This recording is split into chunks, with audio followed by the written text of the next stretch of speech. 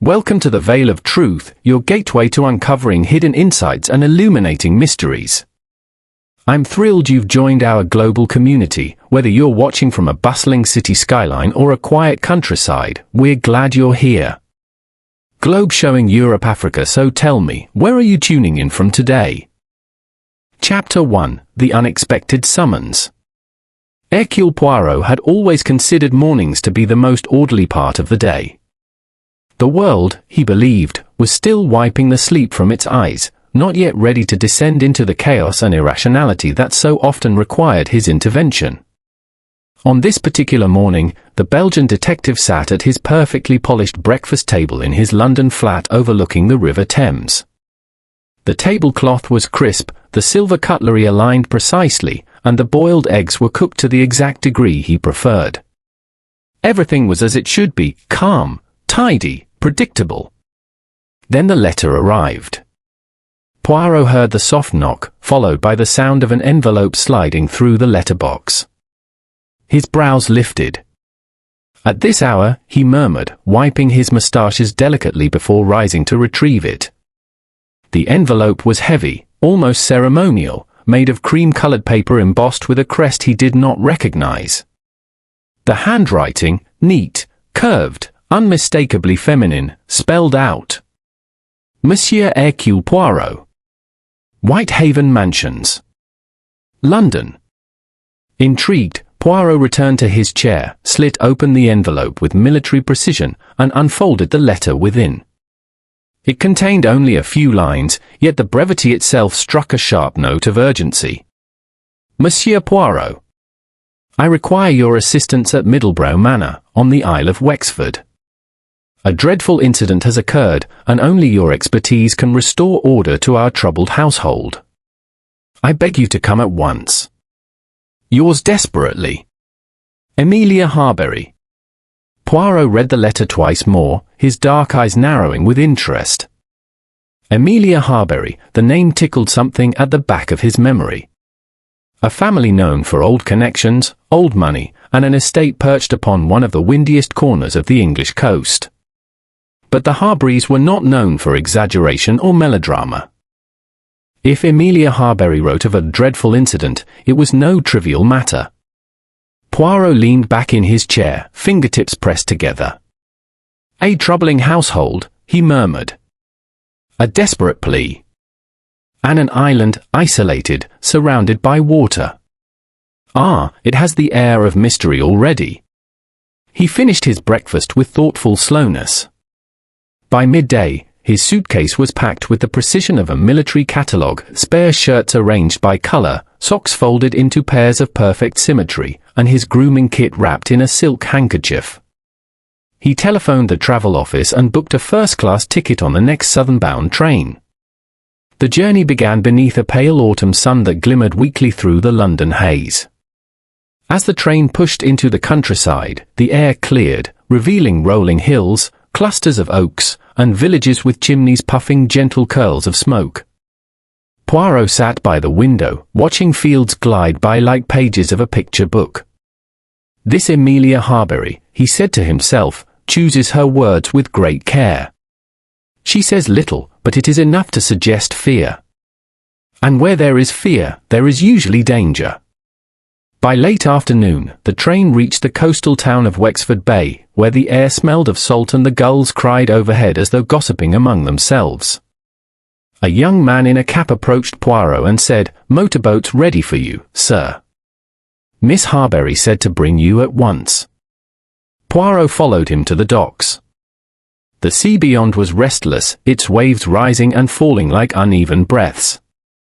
A small motorboat bobbed impatiently, its engine coughing to life as Poirot stepped aboard. The ride across the water was brisk and cold. Spray whipped up over the bow, flecking Poirot's immaculate coat. Yet he remained perfectly composed, gripping the railing and gazing ahead at the outline of the island emerging from the mist. The Isle of Wexford was a rugged place, jagged cliffs rising from the sea, crowned with scrub and wind-bent grass. At its highest point stood Middlebrow Manor, grey-stoned and stern, the kind of house that bore the weight of generations without complaint. When the boat moored at the island's small jetty, a waiting motorcar carried Poirot up a narrow road carved into the cliffside. The higher they climbed, the stronger the wind became, rushing past the car like 1,000 whispered warnings.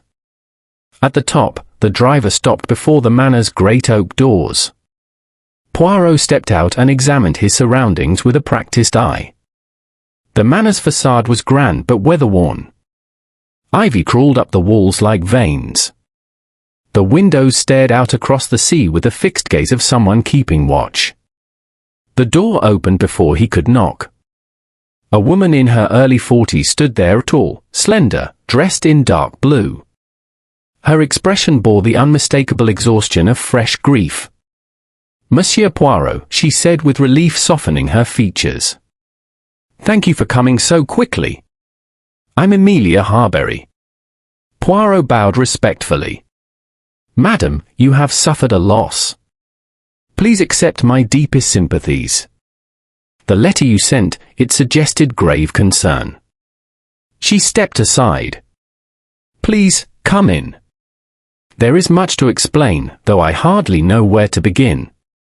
Poirot followed her through a long hall lined with portraits of Harbury ancestors, stern men in military dress, elegant women painted in soft pastels.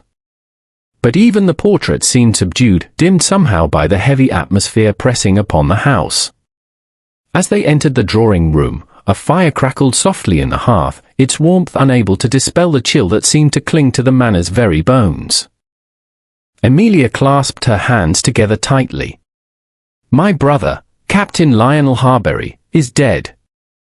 Poirot lowered his head. "I am truly sorry. There are those who believe it was a tragic accident," she continued with a shaky breath. "But I do not believe it. And neither will you, once you see." Poirot's gaze sharpened. "Then you suspect murder?" Amelia hesitated only a heartbeat. "Yes. And I fear the murderer walks still within these walls."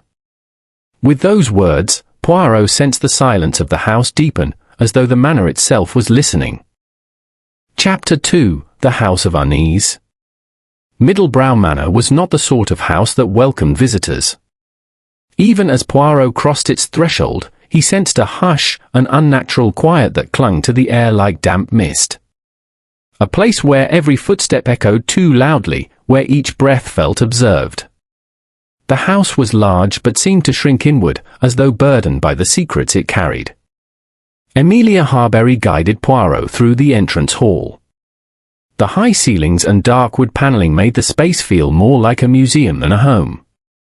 Family portraits lined the walls, their gazes stern or melancholy. To Poirot, they appeared to be watching him, or perhaps watching each other, suspicious even in death. "You must forgive the gloom, Monsieur Poirot," Amelia said, forcing a polite tone. "We have all been in great shock since the incident." "They say grief casts a long shadow," Poirot replied gently. "I see that the house feels this loss very deeply." Amelia nodded and led him into the drawing room where a fire burned low. She gestured for Poirot to sit. "My brother was found 2 nights ago in the conservatory," she began. The glass table beside him was shattered. At first everyone assumed he slipped, perhaps fainted. He was not a young man, though strong for his years. Poirot observed her closely. "But something convinced you this was not an accident?" Amelia's hands tightened in her lap. "Yes. First, there is the matter of the footprint." "Footprint?" Poirot leaned forward. She rose and motioned for him to follow. They walked down a long corridor toward the rear of the house, passing several closed doors. Poirot noticed subtle marks on the floorboards, signs of hurried feet, perhaps, or furniture moved recently. At the conservatory doors, Amelia paused. "Prepare yourself. The room has not been touched since the night Lionel was found. I insisted it be left for you." Poirot nodded approvingly. "You have the instincts of a true detective, madam." The conservatory was a large glass-roofed chamber overlooking the sea. Even now, with the storm having passed, the sky was grey and the waves far below struck the cliffs with relentless force. Inside, overturned chairs, broken flower pots, and shattered glass created a scene of chaos. Poirot bent immediately to inspect the floor near the centre of the room. Among the scattered debris lay a single muddy footprint, clear, deep, and fresh enough to still hold its shape. "There," Emilia whispered. "Just that one. Not a pair. Not a trail. Only that." Poirot examined it closely. A footprint made by a shoe with a narrow heel, perhaps a labourer's boot, perhaps something else. And the depth suggests weight, but also urgency. A person stepping hard. He looked around. "And you say only one such print exists?" "Yes. There are no others inside the room. None leading to the conservatory door. None on the corridor carpet." Poirot's moustaches twitched. Curious. Very curious. He stood and walked to the glass door leading outside. It faced the cliff path, a narrow trail running along the edge of the island. The lock on the conservatory door was old but sturdy. This door was locked on the night of the incident. Poirot asked. "Locked," Emilia confirmed. "I checked it myself earlier that day. But when we found Lionel, it was standing open." Poirot touched the latch. If one wished to stage an accident, an open door would be a clumsy detail. But if one wished to escape unseen... He did not finish the sentence. Emilia exhaled shakily. "There is more." The conservatory smelled faintly of pipe smoke that night. Lionel never smoked a pipe. He hated tobacco. Poirot turned sharply. "A most interesting detail, madam. Scent is the oldest of clues, one that lingers even when all else is disturbed." He paced around the room, noting how the glass shards had fallen. Some lay outward, as though the table had been struck from above. Others were beneath the fallen body chalk outline, suggesting Lionel had collapsed upon the table with great force. Poirot crouched beside the iron frame of the broken table. A small scratch caught his attention, vertical, sharp, almost deliberate. "Made by a ring," he murmured. "Someone wearing a ring with an angular stone, perhaps." Emilia watched anxiously. "Monsieur Poirot? I fear someone here wished Lionel harm." "And who was present in the house the night of his death?" Poirot asked calmly. Emilia hesitated, not from uncertainty, but from reluctance. "There were 5 people besides Lionel and myself. 5 who sleep under this roof still." Poirot straightened. "Then let us meet them." They returned to the drawing room. Emilia rang a small bell, and within minutes the household gathered, each wearing expressions that varied from curiosity to unease. Emilia introduced them one by one. Dr. Rowan Deller, Lionel's closest friend and personal physician, was a man in his 50s, tall and composed. His silver hair and calm manner suggested wisdom, yet Poirot detected something unsettled in his eyes. "Tragic business," Rowan said gravely. "If only I had been nearer when it happened." Poirot nodded politely but noted the slight tremor in the doctor's hands. Next was Serena Vale, Lionel's niece, a striking young woman with sharp features and cool intelligence reflected in her gaze. She greeted Poirot with a rehearsed smile that did not quite reach her eyes. Then Miles Harbury, Lionel's cousin, stepped forward. He was broad-shouldered, loud, and flushed, with the manner of a man who disliked feeling scrutinized. "I told Emilia it was an accident," he announced immediately. The old man was clumsy. Poirot raised an eyebrow but said nothing. Mrs. Thatch, the elderly housekeeper, stood nervously wringing her apron. Her eyes darted around the room, avoiding everyone's gaze as though she feared what she might reveal if she looked too closely.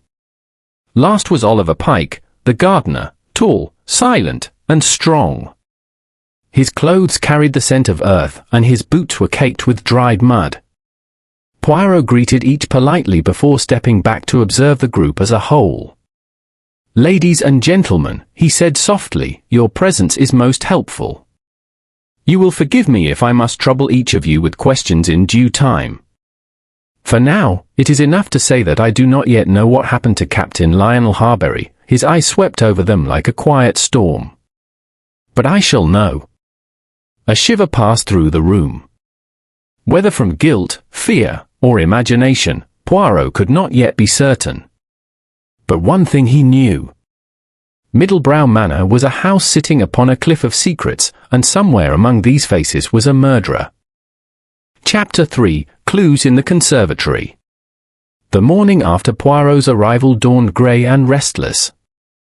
A thin mist clung to the island like a veil, softening the edges of the cliffs and drifting across the gardens with ghost-like quiet. The sea below roared faintly, but even that great force seemed distant, as though waiting to see what the little Belgian detective would discover. Poirot rose earlier than usual. The unease of the house, the whispers behind doors, the anxious glances exchanged the night before, all had sharpened his instincts. Something was stirring beneath the calm surface of Middlebrow Manor, and he intended to uncover it before anyone had the chance to hide it again. He dressed immaculately as always, smoothing his moustaches until they curled elegantly. Then he stepped into the corridor. The manor was silent at this hour. Only the faint ticking of an antique clock broke the stillness. Poirot followed the sound of his own footsteps until he reached the conservatory. He paused at the entrance, taking a slow breath. When he pushed the door open, the coolness of the room washed over him. Overnight the temperature had dropped, making the shattered glass look like shards of pale ice. The broken flower pots, scattered soil, and overturned chairs remained exactly where they had fallen. Emilia had been true to her word, nothing had been disturbed. Poirot stood for several minutes without moving, allowing his mind to settle into the calm, analytical rhythm he knew so well. "The scene speaks," he murmured. "One must only listen." His first task was to revisit the footprint, the single muddy print that had so intrigued him the day before. He knelt beside it, careful not to disturb the surrounding debris. The footprint was clearer in the morning light, narrow heel, elongated toe, deep at the back, lighter at the front. A left foot, Poirot noted, and a hurried step. Someone pivoted or pushed off their weight before moving away. He measured the print with his gaze. The size was neither extremely large nor notably small. A man's shoe, perhaps, but a woman with a larger foot could also make such a print. Poirot never assumed more than the evidence offered. But the most troubling feature remained, the absence of a second footprint. No matching right foot. No trail leading to or from the scene. Poirot rose slowly. It is impossible, none? And yet it exists. Moving on, he inspected the glass table frame again, the thick metal bent only slightly under Lionel's fall. The scratch he had noticed earlier glinted faintly in the grey light. "A ring," Poirot murmured. A ring worn on the hand that struck, or pushed, or perhaps clutched in desperation. He scanned the room for any additional marks. Nothing obvious caught his eye. But near the far wall, beneath a chair that had been knocked over, he spotted something that did not belong among the mess. A book. Poirot crouched and picked it up carefully, Naval Strategies of the Atlantic War, bound in dark leather. A small smear of soil marked the corner. He opened the cover. The pages fell open naturally to the middle, as though someone had recently read it. More important, however, were the tiny indentations along the spine, marks left by fingers gripping too tightly. Not Lionel's, Poirot concluded softly. He was a calm reader. Methodical. But someone else handled this in haste. And the indentations were not evenly spaced. One was deeper than the others. A sign of a ring pressing into the leather, Poirot finished, satisfaction warming his tone. Mon Dieu, the same ring that scratched the table. He tucked the book under his arm and crossed the conservatory to the glass door that opened onto the cliff path. A cold gust hit him as he stepped outside. The stone threshold was damp with sea spray. The trail stretched along the island's edge, narrow and winding. Poirot walked only a short distance before he saw a figure bending over a wooden fence post farther down the path, Oliver Pike, the gardener. Pike was hammering a nail into the post with practiced strength. He straightened when Poirot approached, his expression unreadable beneath his untidy hair. "Good morning," Poirot greeted pleasantly. "You begin your work early." "It's the wind," Pike said gruffly. "Always beating the fence to pieces. If I don't fix it now, the whole thing'll go over." Poirot glanced at Pike's boots. Thick, heavy, caked with dirt from the gardens. Mud stuck in the treads. "Monsieur Pike," Poirot said gently, "were you anywhere near the conservatory the night Captain Harbury died?" Pike's shoulders stiffened. "No, sir. I stayed in my shed all evening. The storm was too fierce for work." Poirot tilted his head slightly. "I see. And did you smoke a pipe while you remained in your shed?" Pike blinked. "A pipe? No. Never took to it." Poirot noted the answer but did not challenge it. Instead, he walked a little further down the path and knelt again, inspecting the earth. Sea winds had blown loose sand across the trail, but here and there small depressions remained. A second muddy footprint. Not nearly as sharp as the one inside the conservatory, but enough to catch Poirot's eye. "Ah," he whispered. The story continues. The print was larger than the first one, but its shape suggested the same style of boot. One person wearing such boots might be coincidence. Two prints on two different days, in two different states of clarity, that was something else entirely. Poirot did not disturb the soil. Instead, he made a mental note of its location and returned to the manor. On the way back, he passed a side window and caught sight of Serena Vale standing behind the curtains, watching him.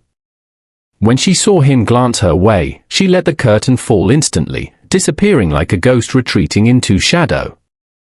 Poirot smiled thinly. Mademoiselle Serena has much on her mind. He entered the conservatory once more.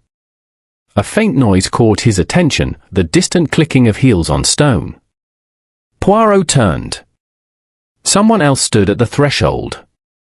Dr. Rowan Deller. The doctor's expression was neutral, polite even, but his eyes flicked to the shattered table, then to the book in Poirot's hand. "You should not walk the cliff path alone," Rowan said lightly. "It can be treacherous after rain." Poirot replied mildly, "And yet you are out there also, Doctor." Rowan hesitated the smallest fraction of a second before answering. "I came to check on Emilia. She has not slept." Poirot nodded. A difficult time for the household. Rowan's gaze lingered on the book Poirot held. Lionel loved his military history. He read that one many times. Poirot held his eyes. "Indeed." The detective waited for Rowan to explain further, but he did not. Poirot watched him leave, noting the stiffness in the man's walk, the tension in his shoulders. "Everyone on this island," Poirot murmured, "is either afraid or hiding something. The question is, which fear belongs to the murderer?" He stepped back into the manor, the book tucked under his arm, and allowed a final thought to settle. Middlebrow Manor was not merely uneasy. It was lying. And lies, Poirot knew, were always the beginning of truth. Chapter 4, With Shadows in the Mill. Hercule Poirot rose earlier than usual the next morning, despite the late hour at which he had retired. Sleep had not come easily. His mind had been busy, turning over each strange piece of the Redway Mill puzzle like colored fragments of glass waiting to form a complete picture. Something about the place, its history, its people, its silences, prickled at him like needles. and Poirot never ignored needles. He dressed immaculately, as ever, a crisp shirt, a faintly lilac tie, and a well-brushed suit that contrasted sharply with the gloom of the old mill. When he stepped into the corridor, he found Dr. Ilara Ridley waiting for him, her arms folded and her expression troubled. "You look as though you slept as poorly as I did," Poirot said gently. "I hardly slept at all," she admitted. "There were noises during the night, heavy ones. I thought I heard someone on the stairs around 2 o'clock. Poirot's eyebrow lifted. "You did not investigate? In this place?" "Good heavens, no. I locked my door." Poirot nodded with approval. "Très sense. A woman alone in a strange house must be cautious." They walked together down to the ground floor, where Mrs. Blackwell was already bustling about the kitchen, her sleeves rolled and her forehead glistening slightly with steam. She managed a polite nod at them, though Poirot had the distinct impression she was not truly glad to see him. "Breakfast will be ready in 5 minutes, she said briskly. "Though I must warn you, there's been some disturbance in the cellar. Something was knocked over in the night." "Ah," Poirot murmured. "Many disturbances. This house seems very lively for one occupied by only a handful of sleepy people." Mrs. Blackwell shot him a sharp glance but said nothing further. After breakfast, Poirot announced his intention to explore the mill properly. "You mean, the old sections?" "The abandoned floors?" Ilara asked, sounding more uneasy than curious. "But of course," Poirot replied lightly. "Mysteries do not present themselves in tidy sitting rooms, Doctor. They lurk in corners, in dust, in forgotten staircases." Miss Rowan, who had been strangely subdued that morning, spoke up. "If you're going into the upper floors, I'm not coming. Those areas give me the creeps." Poirot gave her a reassuring smile. "Then you shall stay safely with Mrs. Blackwell.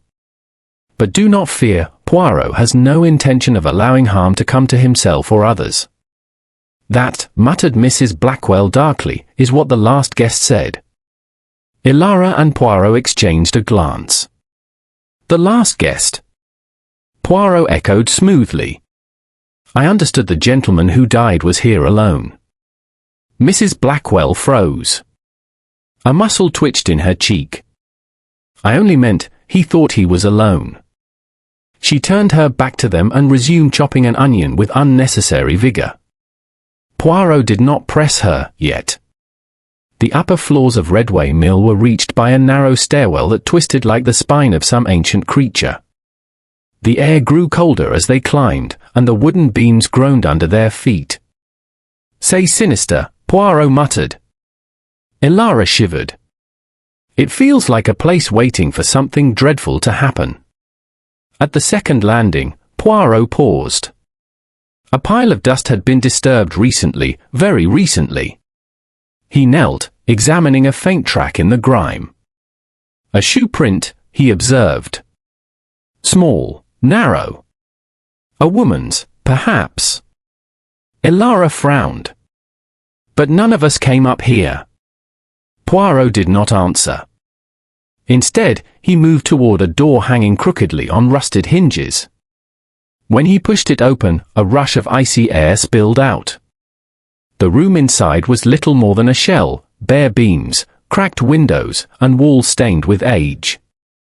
But something on the far side caught Poirot's attention, an overturned stool and a scattering of papers. He crossed the room, crouched, and picked up a torn page. Ilara leaned beside him. "What is it?" "Part of a letter," Poirot murmured, turning it delicately. "Most of it is gone, but here we have. Not safe, and he must leave before or dot." He looked up sharply. "This handwriting is not that of Mr. Quincy." "So someone else was here before he died," Ilara whispered. Poirot stood slowly, his expression deepening into thoughtful concern. "But of course. Someone who hoped their presence would go unnoticed." He moved to a wooden pillar and touched it lightly. A smudge of fresh black charcoal clung to his glove. "Ilara, observe. Someone marked this beam." "For what purpose?" Poirot's lips tightened. "Perhaps to measure something, or someone." He stepped back, scanning the room again. Something still did not fit. The place felt staged, almost too abandoned, too conveniently dramatic. Then he noticed the rope. A thin length of frayed rope lay coiled near the window, its end abruptly severed. Poirot bent to examine it. "This rope has been cut recently," he said. "And by someone who did not wish others to know what it had been attached to." Ilara's eyes widened. "Poirot, do you think Quince's death was—" "Sure," Poirot murmured. Footsteps sounded on the stairwell. Slow. Deliberate. Poirot motioned for silence. He moved to the doorway, listening with the precision of a man accustomed to danger. But the footsteps stopped halfway up the stairs, then retreated. Ilara clutched his arm. "Who was that?" "Someone who wished to know how far Poirot has come in his understanding of the truth," he said quietly. As they descended the stairwell, Poirot paused on the first landing. A fresh gouge marked the wooden banister. "This was made only hours ago," he remarked. Something heavy was dragged, or someone. Ilara swallowed hard. "You think the noises I heard last night?" They were not imagined. At the bottom of the stairs, they met Mrs. Blackwell, who seemed startled to see them emerging from the upper floor so soon. "You've no business going up there," she snapped. "Dangerous place. Whole structure's unsound." Poirot smiled pleasantly. "Ah, but you see, madam, Hercule Poirot goes only where he must.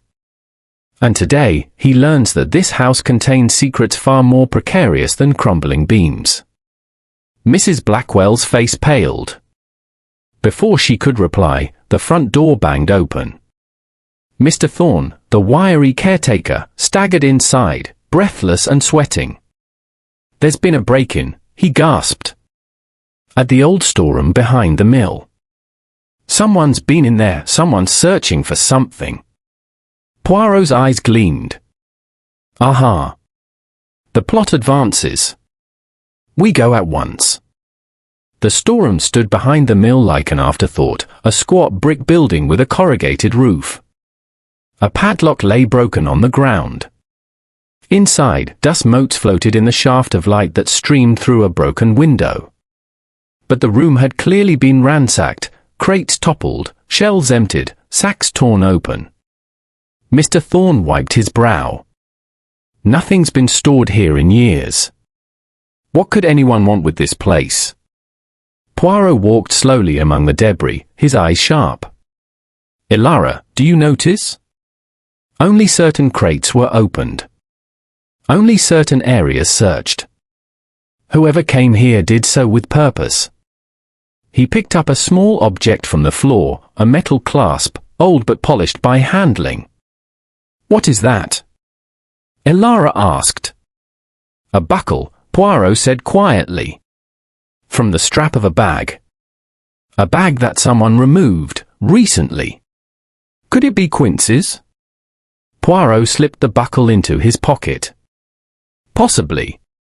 And if so, the question becomes, what was inside that bag that someone so desperately wished to retrieve?" He turned slowly, surveying the room once more. "There is more at play here than the death of one unfortunate man. Someone hides a truth in this mill, Dr. Ridley. And I intend to uncover it." Ilara hesitated. "Poirot, do you think we're in danger?" Poirot gave her a small, reassuring smile, though his eyes were grave. "My dear doctor, in mysteries such as this, danger is never absent.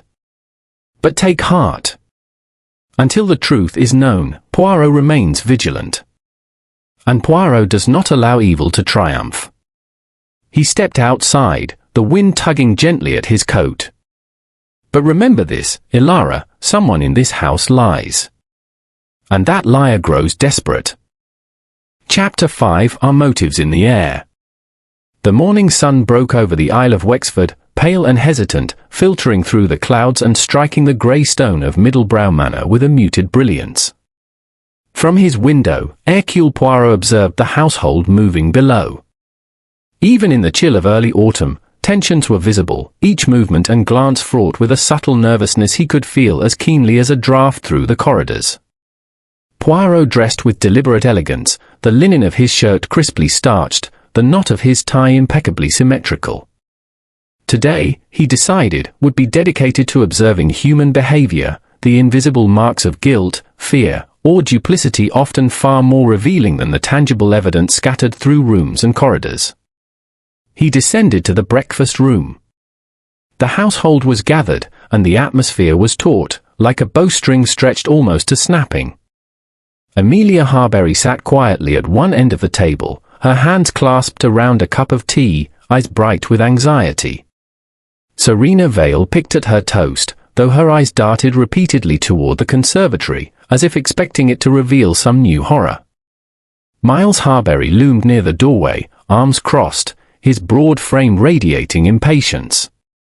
Dr. Rowan Della sipped from his teacup with precise, deliberate movements, and Oliver Pike, the gardener, sat slightly apart, silent and alert. Poirot began his careful survey. He took note of the hands, Mrs. Thatch ringing nervously, Serena's trembling fingers hovering over her tea, Rowan's precise, steady motions, Miles' clenched fists. He observed their eyes, the micro-expressions, fleeting flashes of anxiety, irritation, or feigned indifference. Every detail added to the invisible map of motive and opportunity he was constructing in his mind. After a few moments of silent observation, Poirot spoke. Miss Amos, I find that the first step in understanding a complex situation is to watch carefully, to notice what the ordinary eye does not see. And in this house, I see many signs, many small signs, that something is not as it should be. Miles Harbury scowled. If this is to be another of your lectures, Monsieur Poirot, I must confess I am not in the mood. My brother's death was unfortunate, yes, but accidents happen. People fall, people stumble. That is all. Poirot raised an eyebrow. And yet, monsieur, the footprint in the conservatory. The smell of tobacco when your brother never smoked. The displaced flower pots. These are not the hallmarks of mere accident. Serena Vale's eyes narrowed. I told Amelia I heard a crash that night. I went to see, but I turned back. I was frightened.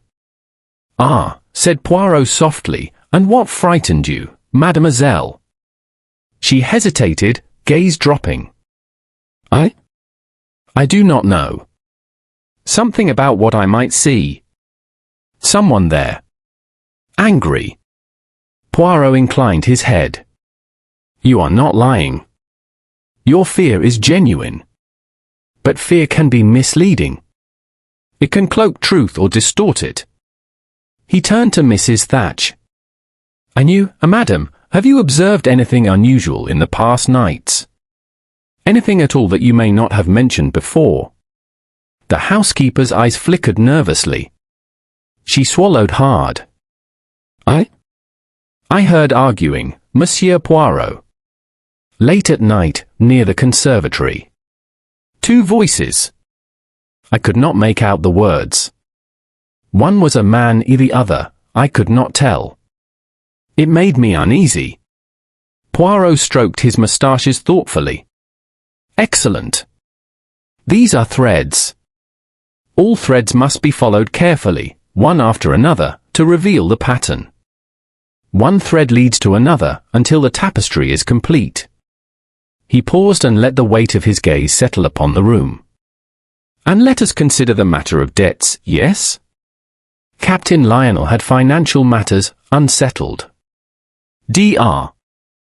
Della, it is known that you and Lionel were close.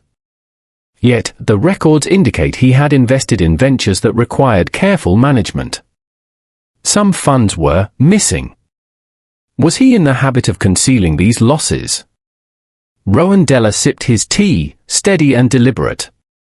I knew of no serious losses, Monsieur Poirot. Lionel was cautious. But yes, there were minor investments, nothing alarming. Certainly nothing that would provoke extreme measures. Poirot did not reply immediately. Instead, he leaned forward slightly, letting his eye survey the faces around the table. Each individual bore their own mask, denial, indifference, perhaps even guilt. But there was one detail that struck him more than any other: Serena's avoidance of Emilia's gaze. The niece carefully avoided looking at the matriarch of the house. Why? He did not yet know. But such avoidance always signals a secret. Poirot rose from the table. I propose a short walk. The air will clear our minds and may aid in recollection. Often, human beings speak more freely outside, where there is room to breathe.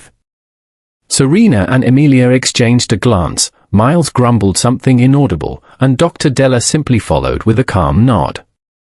Pike remained silent but walked alongside them, his hands in his pockets, keeping pace. The group moved to the cliff path that ran along the edge of the island. The wind was sharp, tugging at coats and hair, and the roar of the sea below punctuated the silence. Poirot observed carefully the posture, the gait, the tension visible in each figure's shoulders. He noted the distance they kept from one another, the nervous adjustments of gloves or collars, the subtle avoidance of eye contact. As they walked, Poirot spoke softly. Consider, Miss Amiss. When a person is guilty, they betray themselves without knowing. A twitch of the hand, a misstep, a glance away. Human beings are, after all, creatures of habit. And when a habit is disrupted, the truth emerges. Serena said nothing, but Poirot could see her fingers twitching slightly. Miles' boots scuffed the gravel impatiently. Rowan's gaze remained fixed on the horizon, calm but calculated.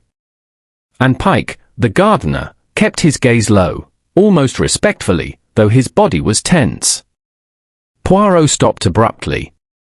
Here. He pointed to a patch of damp soil. A footprint. Recent.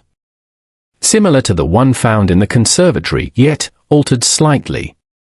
Someone has been here, attempting to retrace steps or perhaps mislead observation. Emilia gasped. Someone else was near the conservatory last night. Indeed, Poirot replied. And whoever it was, they intended to leave no evidence. But one cannot perfectly erase all traces. Nature, my friends, is a subtle witness. The earth remembers. He walked closer to the edge of the cliff path and picked up a small object glinting faintly in the morning light. It was a silver cufflink, engraved with a design of 3 crossed arrows. Poirot examined it closely, his moustaches twitching in thought. This, he said, holding it so the sunlight reflected on the engraving, belongs to someone here. Someone who sought to conceal their presence or intentions. And this, Miss Amiss, will prove crucial. Elara Ridley stepped closer. Do you think this proves who killed Lionel? Not yet, my dear, Poirot said gently. But it points to a motive and, more importantly, to opportunity. And remember, opportunity and motive must always coincide. One without the other does not produce murder. The group fell silent, listening to the roar of the waves below. Poirot could see the unease rising, subtle but definite. Everyone present had something to hide. And when such tension gathers in a house, secrets will inevitably reveal themselves. Poirot continued along the path, speaking in measured tones. Observe the interactions in the house, Miss Amiss. Watch the faces. Listen to words that are said, and perhaps more importantly, to those that are not. In truth, silence can speak louder than speech. Miles Harbury muttered under his breath, "I'm being watched like a child." "Ah," Poirot said quietly, almost to himself, "and a guilty mind always senses observation. But not only guilt, also fear of exposure. Fear is a powerful motivator. And fear often leads to mistakes." Poirot paused, surveying the cliff edge, the sea crashing below. "There is danger here," he said. "Yes.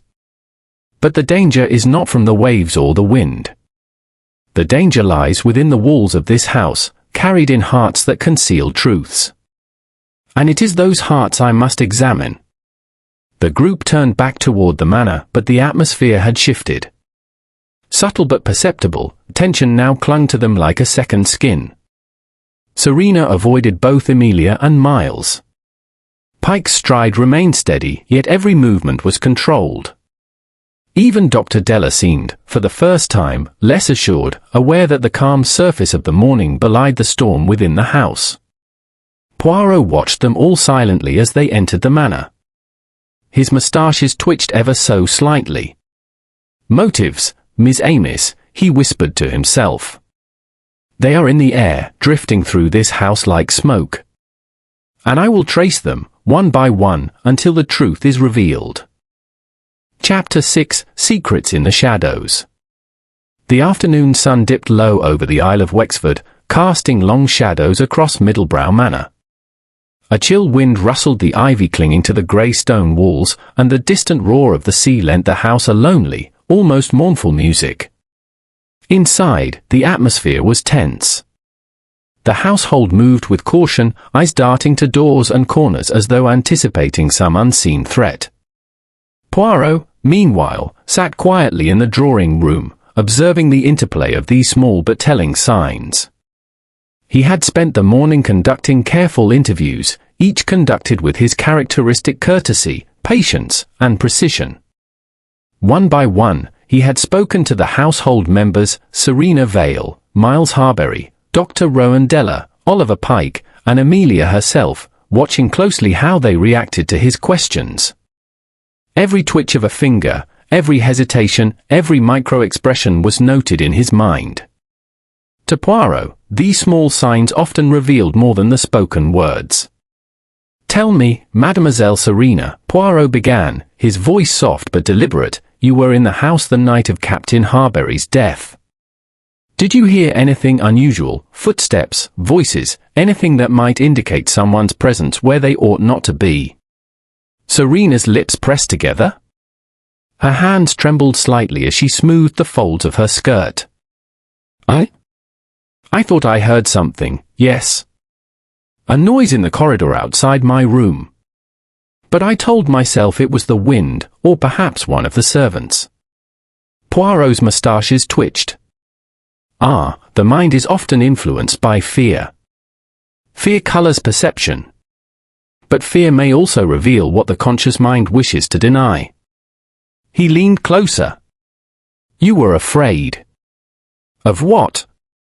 Serena avoided his gaze. Of discovering something terrible." "Exactly," Poirot said. "The mind senses truth even before the ears or eyes can confirm it." "Fascinating."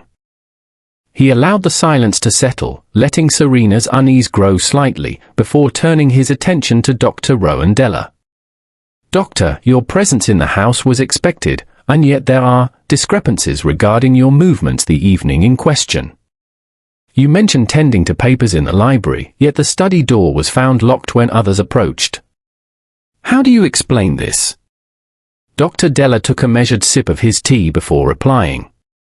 "Monsieur Poirot, I spent the evening in the library as I said. The door was locked only because I had mislaid the key earlier in the day. I assure you, nothing untoward occurred." Poirot's eyes did not leave him. "A minor inconvenience, OUI. Yet minor inconveniences are often exploited, whether intentionally or not, to obscure other acts. I shall keep that in mind." Miles Harbury was next. The young man's impatience was palpable. He tapped his foot, arms crossed tightly, and scowled. I have told you already. Lionel was clumsy. He fell. That is the only explanation. Poirot raised one delicate eyebrow. And yet, monsieur, there is the footprint in the conservatory, alone. The smell of tobacco in the air. And the broken table. Does all of this strike you as an accident? Miles stiffened. I don't know. It could have been. Poirot shook his head gently. It is often the hesitation that reveals the truth, n'est-ce pas? Mrs. Thatch, the housekeeper, had been listening quietly from the doorway. Her pale face, lined with years of careful duty, now seemed taut with worry. Monsieur Poirot, please be careful. This house, it has a way of drawing out the worst in people. Secrets fester here. Poirot nodded. You speak wisely, madam. Secrets, indeed, are the currency of deception. And those who handle them clumsily often pay a high price. Finally, Poirot spoke to Oliver Pike, the gardener. The man's large hands were rough with work, yet he handled himself with a subtle caution. Poirot's gaze lingered on the man longer than the others. Oliver, he said quietly, you were said to have remained in the gardens the night of the incident. Yet I discovered footprints near the conservatory path, wet, muddy, fresh. Could they be yours? Pike's jaw tightened. I was there this morning, monsieur. Cleaning up the path after the rain. That is all. Poirot nodded slowly. Ah, yes, perhaps. Or perhaps there is more. Time and proximity often confuse the mind. But I shall observe. That is all one can do until facts emerge. After these interviews, Poirot requested to be left alone for a short time. He sat in the drawing room, legs crossed, hands clasped delicately, and allowed his mind to work. In his mind's eye, the events of the past days unfolded like a complex puzzle. Footprints in the conservatory, a smell of tobacco where none should exist, broken glass, overturned furniture, and hints of tension and secrets in each member of the household. Each detail, seemingly isolated, now began to form a faint pattern. Poirot rose suddenly. The mind must not sleep while the house sleeps, he murmured. He moved to the hallway and examined the paintings of the Harbury ancestors. Their stern eye seemed to follow him as he passed. He smiled faintly, not mockingly, but with the keen amusement of a man who had discovered a vital clue others overlooked. Every generation of Harburys had concealed their secrets behind manners, discipline, and wealth. It was the family curse, perhaps, or simply human nature. He returned to the drawing room. Outside, shadows were beginning to lengthen. Poirot's gaze settled on the windows and the quiet hallways, and then, imperceptibly, his eyes flicked to a door partially hidden behind a heavy curtain. A place he had not yet inspected thoroughly, the small study adjoining the conservatory. Without announcing his intentions, Poirot moved toward the door. He opened it slowly. Inside, the room was filled with the scent of old paper and tobacco. The desk, though neat, held subtle traces of disturbance. A book lay open, face down. The chair was pushed slightly back from the desk, as if someone had left hastily. And, in the corner, a faint trace of ash suggested a recently extinguished pipe. Poirot's eyes glimmered. Ah! Monsieur Lionel's death was not simply a matter of accident. Someone manipulated events, someone who wished to create confusion. He picked up the book, examining its pages. Faint fingerprints marred the edges. The ash in the corner was not Lionel's, nor did it match anyone's known habits in the house, except perhaps a visitor who wished to remain unnoticed. As Poirot examined these subtle signs, he suddenly became aware of movement behind him. He turned sharply, but no one was there. Only the shifting light of the afternoon, casting elongated shadows across the floor. Poirot's moustaches twitched. The house itself conspires to hide truth. Yet truth cannot be hidden forever. He returned to the drawing room. The household had gathered again, as if drawn by an invisible summons. Each of them seemed aware, in some faintly instinctive way, that Poirot was piecing together a story they themselves could not yet comprehend. The tension in the air was almost tangible, a taut thread ready to snap.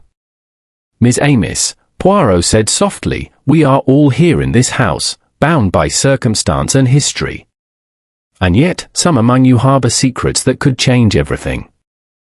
Fear, anger, desire, all are elements that must be understood, for one or more of these elements led to Captain Lionel Harbury's death." He allowed a pause. Each person's face reflected unease. "I have discovered small clues, threads of evidence that suggest someone attempted to conceal their actions. This is not yet proof, but it points us in a certain direction. And it is in that direction I shall continue my inquiries." Ilara Ridley spoke first, her voice calm but edged with concern. "Poirot, what do you intend to do next?" Poirot's gaze swept over the household. "Observe, listen, and, above all, think. Each movement, each hesitation, each word spoken and each silence left unbroken, these are the instruments of truth. And from these instruments, Miss Amiss, the melody of deception will unravel." Miles Harbury shifted uncomfortably. Serena Vale's hands fidgeted. Dr. Della maintained his calm mask, though his fingers tapped lightly against his teacup. Oliver Pike's eyes lingered on the doorway, silent but watchful. Even Amelia Harbury seemed to sense the invisible threads now tightening around them. Poirot allowed a final moment of silence before speaking again. "The shadows grow long in this house. And within these shadows, secrets move like phantoms. My task is to illuminate them. Soon, very soon, all shall be revealed." He leaned back, his fingers steepled, and allowed the tension to settle. In the quiet of the drawing room, Poirot's mind worked tirelessly, connecting footprints, small objects, subtle habits, and hidden motives. Each detail, like a thread in an elaborate tapestry, began to form a coherent picture. And somewhere in Middlebrow Manor, the murderer waited, unaware that Hercule Poirot had already begun to see the pattern, the design hidden within the chaos. Chapter 7: The Web Tightens. The evening descended on Middlebrow Manor with an uneasy quiet. The wind from the cliffs whipped around the house, rattling shutters and whispering through the ivy. Inside, the atmosphere was taut, heavy with anticipation. The household had retired for dinner, but the mood was anything but relaxed. Conversations were clipped, glances quick and uneasy, and every movement seemed deliberate, measured, and, perhaps, deceptive. Hercule Poirot sat in the drawing room alone, his hands clasped neatly in front of him. The flickering firelight cast moving shadows across the walls, dancing upon the faces in the portraits of the Harbury ancestors, whose severe expressions seemed to judge the present. Poirot's mind was alive with patterns, inconsistencies, and subtle indications of duplicity that no one else seemed to notice. He rose deliberately and moved to the window, peering out at the cliffside gardens below.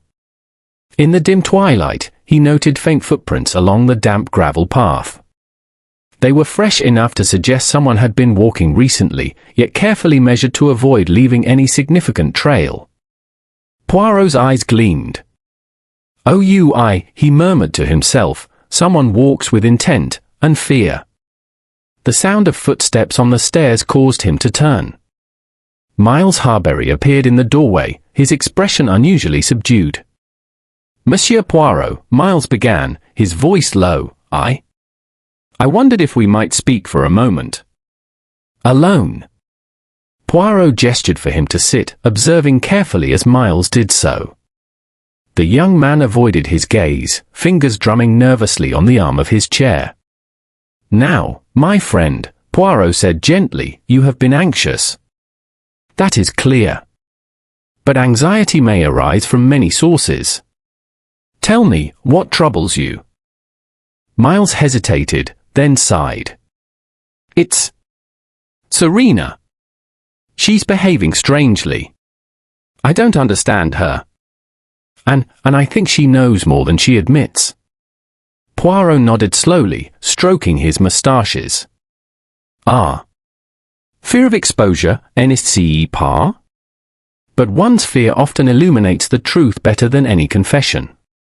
You suspect her, but do you know why? Miles shook his head. No. I only feel it. She avoids me. She avoids Emilia. She hides something. Poirot's eyes narrowed. Very well. Observe, yes. But do not yet accuse. Often, the guilty seek to divert attention onto others. Miles looked puzzled. Divert attention?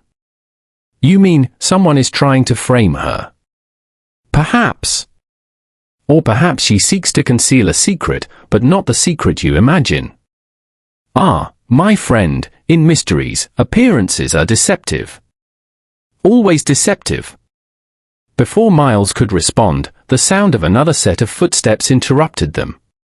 Serena Vale entered, her pale face flushed and her eyes bright with a mixture of fear and determination. Monsieur Poirot, she said, her voice trembling, I cannot remain silent any longer. There is something I must tell you. Poirot gestured for her to sit, observing her closely. Speak freely, mademoiselle. The truth is always better revealed sooner than later. She hesitated, glancing at Miles briefly before turning back to Poirot. The night Lionel died. I heard voices. 2 voices, raised in anger. I did not recognize both of them at first. But one I believe I did recognize. Miles. Miles' face went pale. Serena. Poirot held up a hand, stopping him. Ah. Calm, my friends. Let us examine what is said before we judge. Serena, continue. I followed the voices to the conservatory door, she said. I did not enter. I was too afraid. But I saw a shadow moving inside. Someone was there with Lionel. I cannot say more. Poirot leaned back, allowing the words to sink in. The tension in the room was almost tangible. He noted every micro-expression, Serena's fear, Miles' denial, the way their hands moved with nervous precision. These were the threads of the web, and Poirot could see how they began to intertwine. Very good, he said finally. You have provided a clue. A small thread, but a thread nonetheless. And threads, Miss Amis, when pulled carefully, reveal the entire tapestry. Serena shivered, glancing toward the door. There's more, she said, her voice barely above a whisper. I saw a hand holding a pipe. I recognized it, it was Dr. Della's hand. He was standing over Lionel, and he seemed angry. The room went still.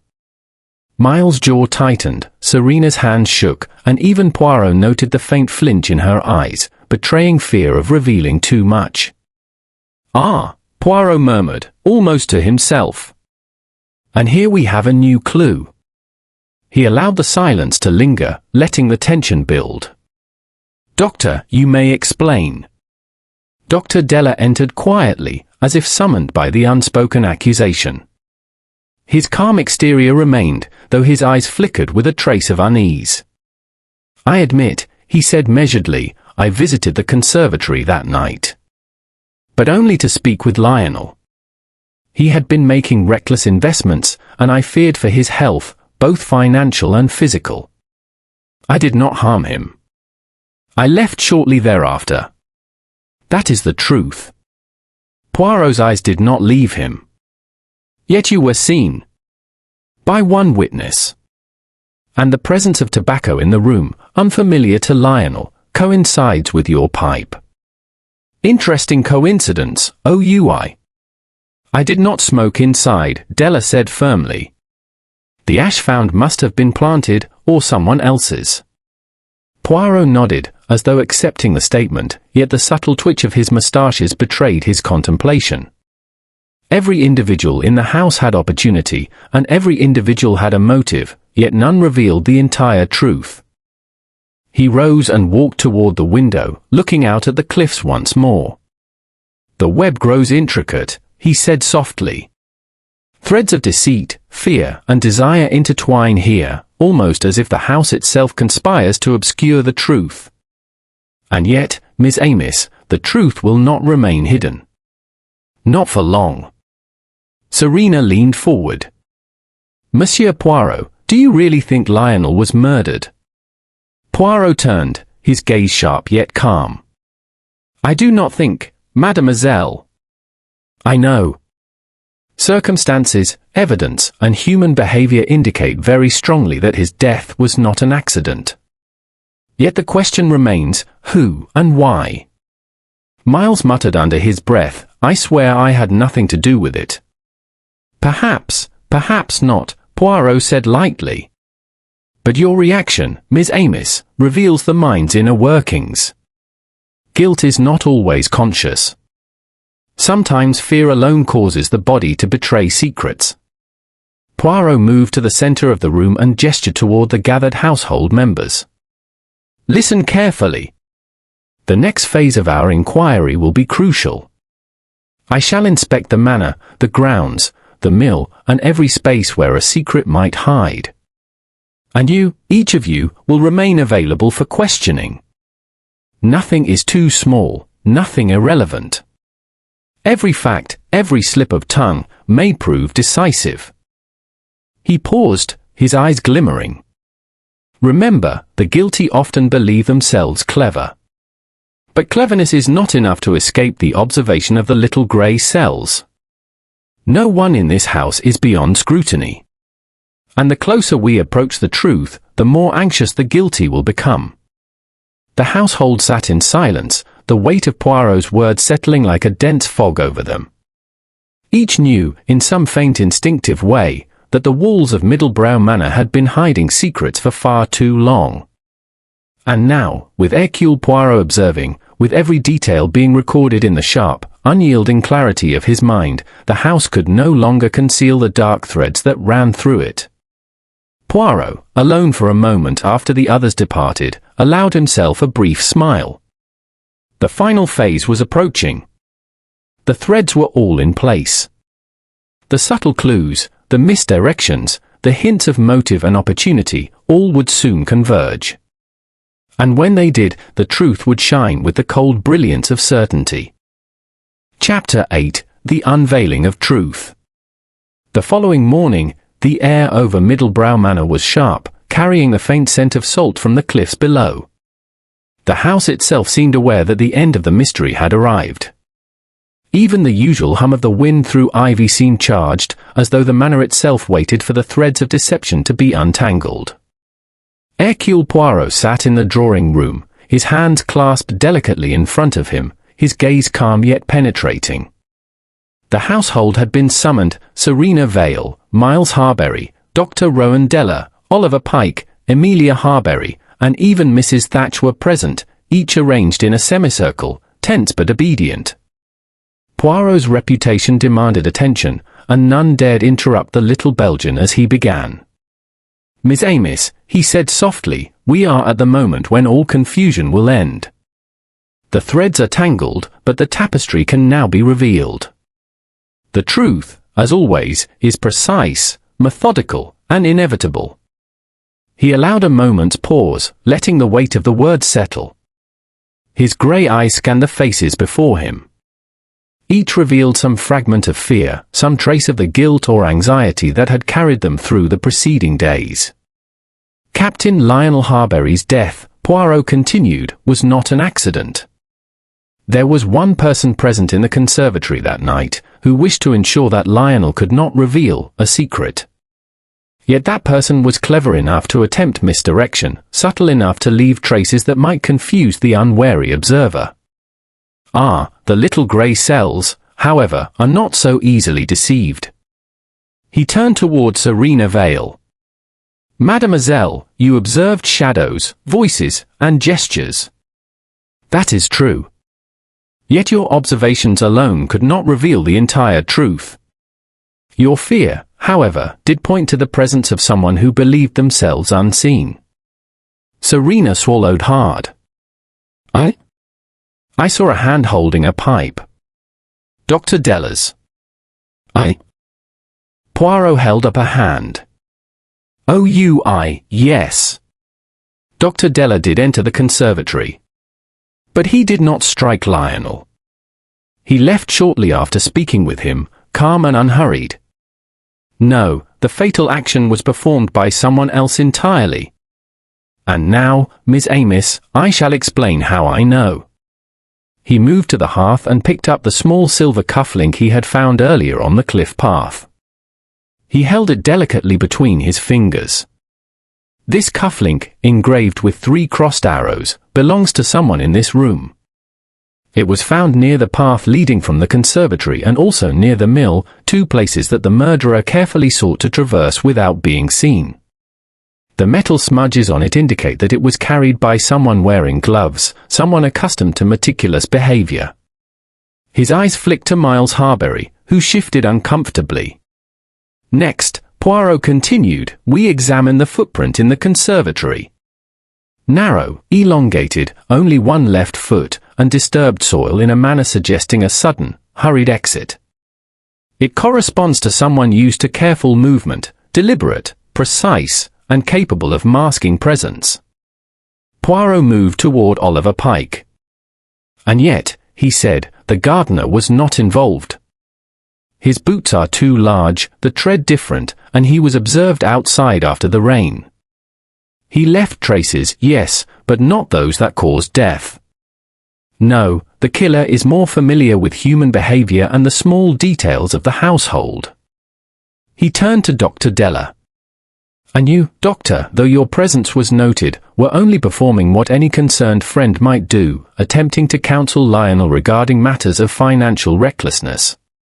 Your fingerprints match the ash of the pipe, yes, but the fatal strike did not come from you. A murmur ran through the household. Dr. Della appeared visibly relieved. Poirot paused, scanning the room again. Now, we come to the crucial matter, motive. Lionel Harbury's death was not merely about an argument, nor simple accident. No, it was about inheritance, secrecy, and fear of exposure. Someone here feared that Lionel would uncover a secret, and that secret, if revealed, would bring shame, financial ruin, or disgrace. He looked at Miles Harbury, whose expression had hardened defensively. You, monsieur, had the most immediate and visible motive. Yet your actions that night, and the lack of physical evidence directly linking you to the fatal act, indicate you were not the one who struck. Serena Vale's eyes widened, while she and Emilia exchanged uncertain glances. Poirot smiled faintly. The actual murderer, Poirot continued, is someone more subtle, more experienced in concealment and careful observation. Someone who understood both Lionel's habits and the layout of this house. And, if I am correct, someone who believed themselves above suspicion due to their demeanor, their perceived innocence. He walked slowly to the center of the room and fixed his gaze on Emilia Harbury. The matriarch's hands, which had been clasped tightly, relaxed slightly, though her eyes revealed tension beneath the calm mask. Emilia, Poirot said gently, it was you. You, who knew Lionel's fears, his habits, his small habits of reading and meditation. You knew where he would be, at what hour, and how to ensure that no one would see you. You moved carefully, deliberately. You carried your glove to conceal prints, and you struck him with knowledge and precision, ensuring the outcome you desired. Emilia's lips trembled. No. I would never. Poirot raised a hand. Ah, but the evidence is clear. The overturned table, the footprint, the disturbed soil, the cufflink, all point to someone accustomed to precise movements. And you, Emilia, were also motivated. Lionel intended to reveal the mismanagement of the estate, the secret investments that could have ruined your reputation and influence over the household. Fear, dear Emilia, drove your hand. The house fell silent. Serena's face paled, Miles sank into his chair, and Dr. Della's calm demeanor faltered slightly, though relief was evident. Even Pike, normally silent, seemed to stiffen at the revelation. Poirot allowed the silence to linger. I discovered the book in the conservatory, handled in haste. Your fingerprints, Emilia, were subtle, almost imperceptible. But even the most careful hand leaves traces. The ash smudge, the carefully placed footprints, the misdirection, all point unmistakably to you. And the final confirmation. He held up the silver cuff link. This was dropped near the cliff path in the morning, as if by accident. Yet it is engraved, easily traced to your belongings. Emilia's hands flew to her face. It was not meant to happen. I only wanted him to be frightened. I did not intend. Poirot's expression softened slightly, as was his custom when confronting human frailty. Ah, but the law is impartial. Intent and outcome are intertwined, Miss Amos. Fear, desperation, and desire can lead to acts one cannot undo. But the truth cannot be concealed forever. He paused, allowing her words to sink in. And now, the deception ends. All misdirections, all red herrings, all feigned alibis, they crumble in the light of evidence and observation. One must remember, the cleverness of the human mind is formidable, yes, but it cannot surpass careful observation, disciplined logic, and the little grey cells.